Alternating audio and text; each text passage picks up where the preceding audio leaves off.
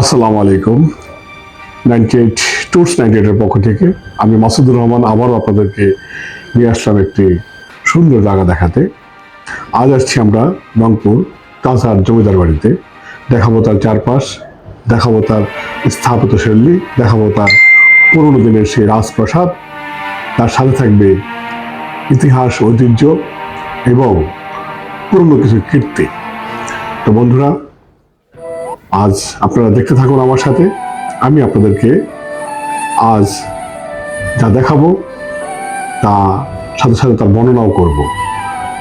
তো সবাইকে আবারও শুভেচ্ছা, অভিনন্দন। শুরু করছি আমার আজকের ভিডিওটি।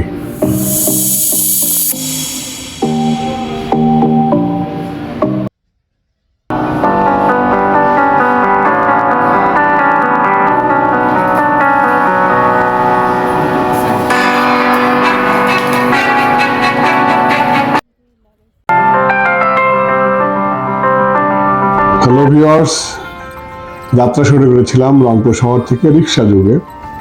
যাওয়ার পথে একটি রেল লাইন পার হয়ে তাজহাট জমিদার বাড়িতে পৌঁছে যাব। অলরেডি আমরা জমিদার বাড়ির ভিতরেই আছি। এখানে মূল ফটকের ভিতরে ঢোকার আগে টিকিট কেটে ঢুকতে হয়। আপনাদেরকে দেখিয়ে দিচ্ছি, সেই টিকিট মূল্য 30 টাকা। এবং এখানে গাড়ি পার্কিংয়ের ব্যবস্থা আছে। যারা গাড়ি নিয়ে আসবেন তারা অবশ্যই এখানে গাড়ি রেখে ভিতরে ঢুকতে পারবেন। তো বন্ধুরা, চলুন ভিতরে ঢুকি, দেখতে থাকি আজকের তাজহাট জমিদার বাড়ি।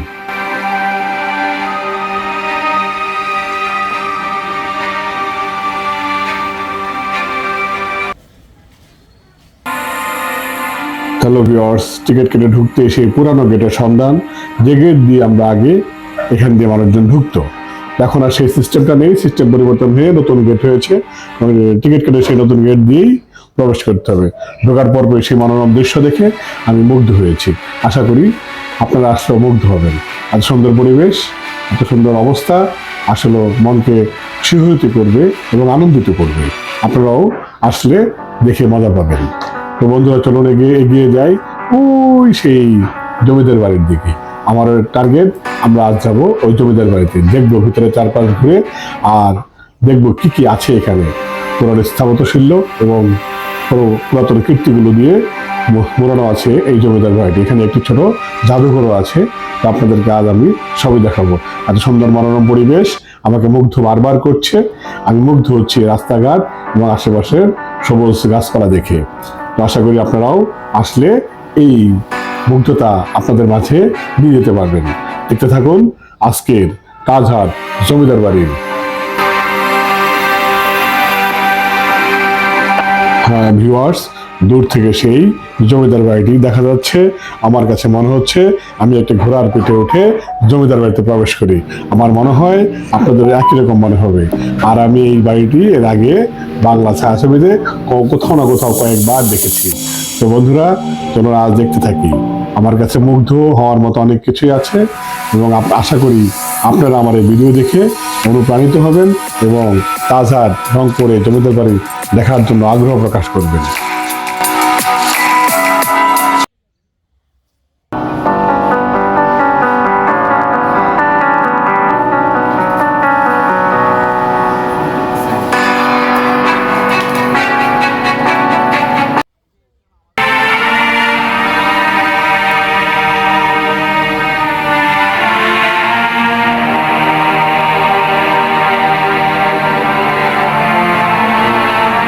হ্যাঁ ভিউয়ার্স, দেখে মনে হচ্ছে এক প্রাচীন কীর্তির সামনে দাঁড়িয়ে আছে।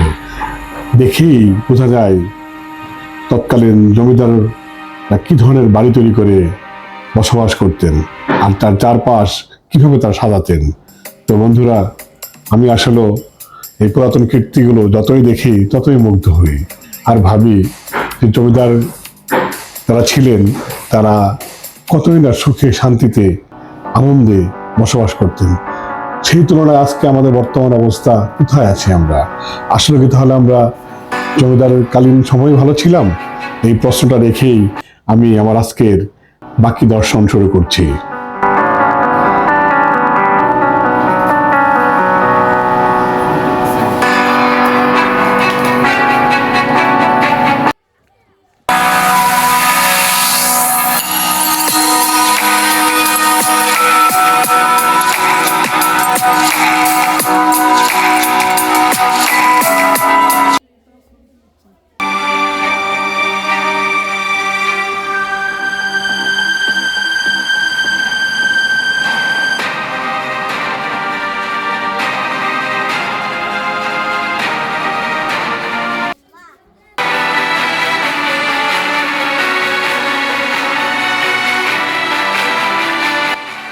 যা বলছিলাম ভিউয়ার্স, ভিতরটা যেমন উচ্চতায় অনেক বেশি এবং দরজাগুলো অনেক বড় বড়। একটা ছাদের উচ্চতা এত হতে পারে, এটা জমিদার বাড়ি না দেখলে বোঝা যায় না। দেখেন ছাদের ঢালাইগুলা কেমন করে দেওয়া। আসলে পুরাতন কীর্তিগুলো যারা করেছেন তারা কতটা চিন্তা ভাবনা করে করেছেন সেটা দেখেই বোঝা যায়। এখানে দেখা যাচ্ছে তৎকালীন সময়ে ব্যবহৃত যে মূর্তি বা ছোট ছোট যে জিনিসগুলো তারা ইউজ করতেন, সেগুলো দিয়ে যে জাদুঘরের কথা বলেছিলাম, সেই জাদুঘরের কিছু অংশবিশেষ আপনারা দেখতে পাচ্ছেন। নানান ধরনের জিনিস গ্লাসের ভিতরে রেখে দেওয়া হয়েছে। আমি চেষ্টা করছি আপনাদেরকে দেখানোর জন্য, আপনারা নীরবে সেটা দেখতে থাকুন।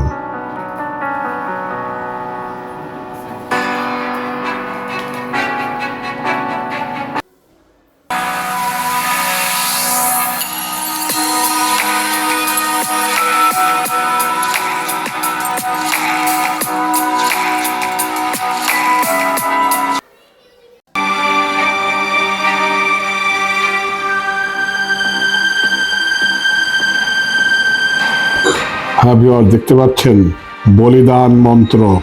তার মানে বোঝা যাচ্ছে জমিদাররা কি কি ইউজ করতেন। তো হ্যাঁ বন্ধুরা, আপনি সব কিছু দেখা যায় না, যতটুকু দেখানো যায় ততটুকু দেখানোর চেষ্টা করছি। আপনারা দেখতে থাকুন। আমি জাদুঘরটা কথা না বলে নীরবে দেখতে চাই এবং আপনাদেরকেও দেখাতে চাই।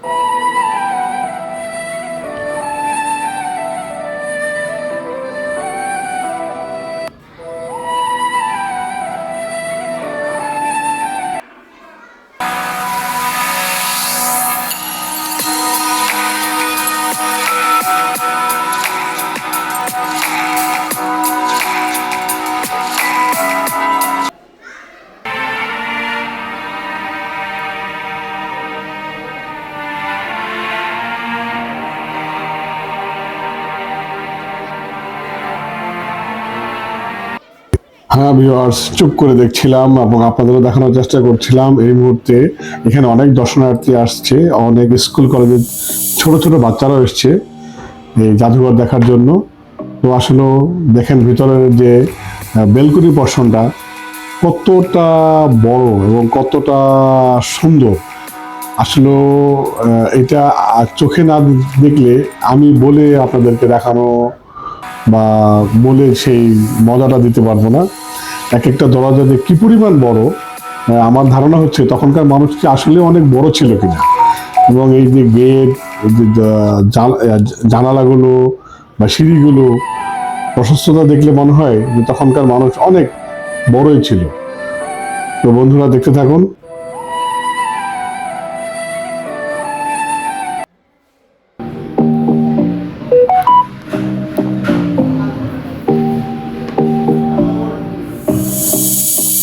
হ্যাঁ ভিউয়ার্স, আমি এরই মধ্যে তাজহাট জমিদার বাড়ির কিছু কথা আপনাদের বলে রাখি।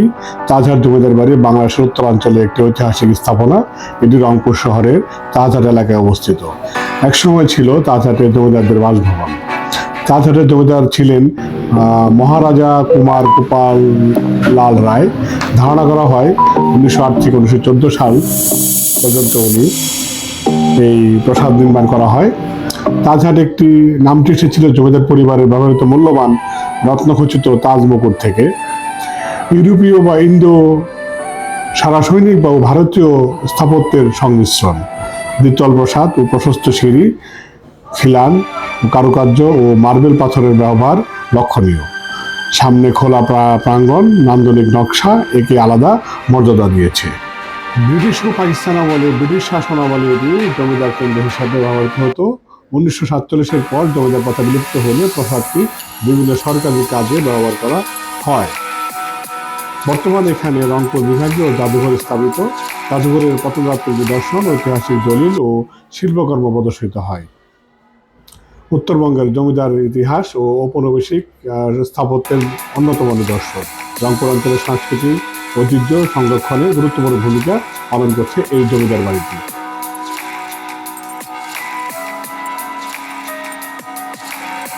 হ্যালো ভিউয়ার্স, আপনারা এই ম্যাপটি খুব লক্ষ্য করে দেখলে এই রাজশাহী বিভাগে বা রংপুর বিভাগে কোথায় কি কি আছে তা এখান থেকেই দেখে নিতে পারবেন। হ্যাঁ বন্ধুরা, আমরা আবার একটি বারান্দাতে আসলাম। এখানেও দেখছি সেই উঁচু উঁচু দরজাগুলো, সুবিশাল প্রশস্ত জায়গা। আসলে জমিদার বাড়ি যা না থাকলেই নয়, সেরকমই আছে। অনেক লোকজন এসছে। একটি কোনায় ছাদে ওঠার একটি সিঁড়ি দেখলাম। সিঁড়িটি আসলেও নান্দনিক, দেখার মতো, কিন্তু দুঃখের বিষয় হলো সিঁড়িটির উপর ওঠা যায় না, কিছু পরে লক করে দেওয়া আছে। উঠতে পারলে খুব ভালো হতো। আসলে জমিদার বাড়ির প্রত্যেকটা অংশে যদি আমরা ঘুরে ঘুরে দেখতে পারতাম বা দেখাতে পারতাম খুব ভালো হতো, কিন্তু আমরা সেটা পারি না। আর এই যে দেওয়ালে লেখাগুলো দেখেন, লেখা আছে, দেওয়ালে লেখা আছে, লেখা যাবে না, তারপরে লেখা দেখলাম। তো আমরা এদিকে একটু সচেতন থাকবো। তো ভিউয়ার্স, এখানে একটি লাইব্রেরি আছে, সেই লাইব্রেরিতে অনেকে বই পড়ছে। তো আপনারা আসলে এই লাইব্রেরিতে সময় কাটাতে পারবেন। লাইব্রেরির ভিতর থেকে বাহিরের অংশটা খুবই চমৎকার দেখা যাচ্ছিল। আমি সেটাই দেখানোর চেষ্টা করছিলাম আপনাদের। আসলে জমিদার বাড়ি তো জমিদার বাড়ি, তার সাথে অন্য কোনো কিছু তুলনা করে লাভ নেই। এই দেখেন, আমি সেই লেখাগুলো আমি বারবার আবারও দেখাচ্ছি যে এটা কি আসলে ঠিক। আমাদের এই স্থাপনা তো আমাদের, এটা তো অন্য কারো নয়। এটাকে সুন্দর এবং মার্জিত রাখা দায়িত্ব কিন্তু আমাদের। তো আমি অবশ্যই ভিউয়ারদের কাছে দাবি রাখবো যে আপনারা আমাদের এই পর্যটন কেন্দ্রগুলোকে অবশ্যই সুন্দর রাখবেন। সামনে থেকে আবারও সেই জমিদার বাড়ির এই অংশটি আসলেও দেখার মতো ছিল আমার। আমি বারবার সেটি দেখতে বারবার বেরিয়ে আসছিলাম। তো আমরা এখান থেকে এবার পিছনটা দেখব। পিছনটা তো বাগান, সুবিশাল বাগান রয়ে গেছে, তার পাশে সুবিশাল রাস্তাও রয়ে গেছে। জমিদার বাড়ির চারপাশ অসম্ভব সুন্দর ছিল। আসলে প্রকৃতির কাছে আসলে মন এমনি ভালো হয়ে যায়। তো আমি ঘুরে ফিরে প্রকৃতি খুব পছন্দ করি।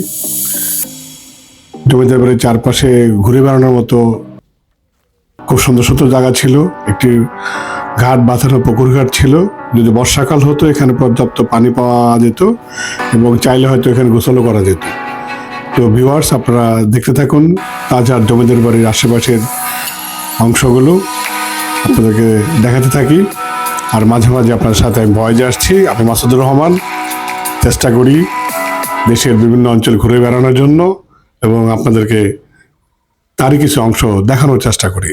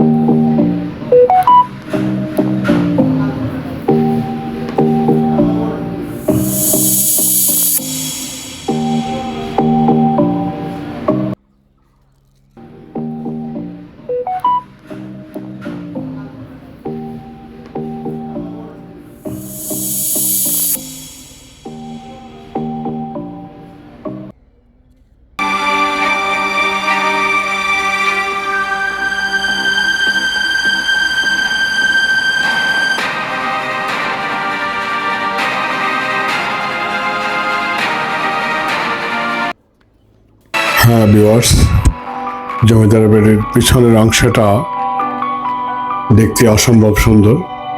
সামনে থেকে দেখলে মনে হয় সামনের পোর্শনটা সামনের অংশ, আর পিছনের অংশটা দেখলে মনে হয় পিছনের অংশটাই মনে হয় সামনের অংশ। আসলে পুরো বাড়িটাই অসম্ভব সুন্দর এবং বাগানে ভরপুর, সবুজ ছায়া শীতলে ভরপুর। এখানে অনেক স্কুলের বাচ্চারা এসছে, তারা পিকনিক করতে আসছে, জমিদার বাড়ি দেখতে আসছে এবং এই মুহূর্তে আমাকেই দেখা যাচ্ছে। আমি চেষ্টা করছি আপনাদেরকে আমাকে সহ কিছু দেখানোর জন্য। তো বন্ধুরা, আপনারা অবশ্যই আমার এই চ্যানেলটি যারা এখন পর্যন্ত সাবস্ক্রাইব করেন নাই, সাবস্ক্রাইব করে এবং বেল আইকনটি টিপে দিয়ে আমার পাশে থাকবেন সব সময়। আসলে সব কিছুর ফাঁকে ফাঁকে এই ভিডিও করাটাও আমার একটা নেশা। আমি চেষ্টা করি যে যখন যেখানে যেটা ভালো কিছু পাই আমার একটা ছোট্ট চ্যানেলের মাধ্যমে আপনাদের মাঝে পৌঁছে দেওয়ার জন্য। তো আপনারা অবশ্যই রংপুরে আসলে এই সুন্দর জমিদার বাড়িটি দেখে যাবেন এবং এখানে এসে কিছু সময় কাটাবেন। অবশ্যই আপনার ভালো লাগবে এবং এর সৌন্দর্য আপনাকে মুগ্ধ করবে। আসলে আল্লাহর এই সৃষ্টিগুলো অসম্ভব সুন্দর, যদিও মানুষ সৃষ্টি করেছে এটা, কিন্তু অবশ্যই আমরা মহান আল্লাহর কাছে শুকরিয়া আদায় করব যে এত সুন্দর সুন্দর স্থাপনাগুলো উনি মানুষের দ্বারা তৈরি করিয়েছেন, আর সেটাও ছিল অনেক আগের। তো বন্ধুরা, কিছু ছোট ছোট বাচ্চারা নাচানাচি করছিল এবং পরে বুঝতে পারলাম যে এই বাচ্চারা এখানেই থাকে, এখানে থাকার ব্যবস্থা আছে। যারা এখানে কাজ করেন, যারা এটা দেখাশোনা করেন, তারা এখানে ভিতরেই থাকেন। ভিতরে থাকার একটা কলোনি আছে। আর ওই স্কুলের বাচ্চারা দূরে, তারাও আসছে এখানে আনন্দ মজা করতে। তো বন্ধুরা, আমি হাঁটতে হাঁটতে অনেক দূর হেঁটে আসছি, আমার প্রায় শেষের দিকে। তো আপনারা বাড়িটির বাকি অংশ দেখতে থাকেন। আমি মাঝে মাঝেই আপনাদের সাথে কথা বলার জন্য আসছি। আসলে বাড়িটি অন্য অন্য জমিদার বাড়ি থেকে হয়তো আকারে ছোট, কিন্তু দেখতে অসম্ভব সুন্দর। মাশাআল্লাহ, আপনারা আসলে অবশ্যই আনন্দ পাবেন। তো বন্ধুরা, দেখতে থাকুন তাজহাট জমিদার বাড়ি।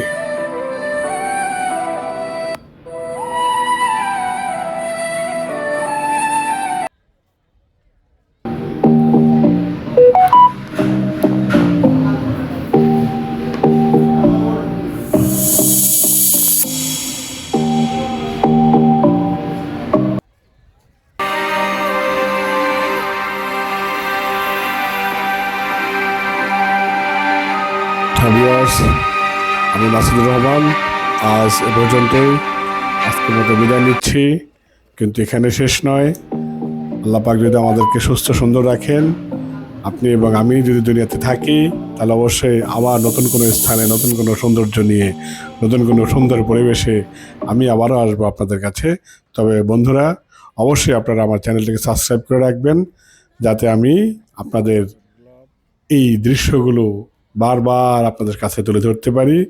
এবং যদি কখনো এখানে কোনো অসঙ্গতি থাকে, সেটাও যেন তুলে ধরতে পারি।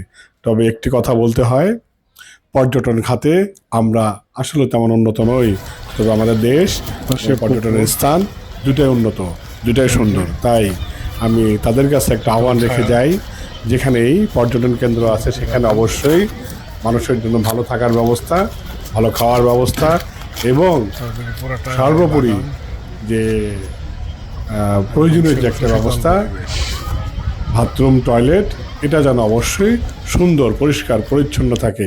আমি ঘোরাঘুরি করে যেটা দেখেছি, যত জায়গায় গিয়েছি, পাবলিক টয়লেটগুলো ব্যবহার উপযোগ্য নয়। আসলেও শুধু পাবলিক টয়লেট নয়, আমি এমনও কথা অনেক জায়গায় দেখেছি যে টয়লেটগুলো এত জঘন্য যে মানুষ তো সেটা ব্যবহার করবে কি, সেটা কাছেও যেতে পারে না। তো আজকের মতো আমি আমার এই বক্তব্য রেখে, এই কথা আহ্বান করে আজকের মতো এখানে শেষ করছি। সবাইকে আসসালামু আলাইকুম।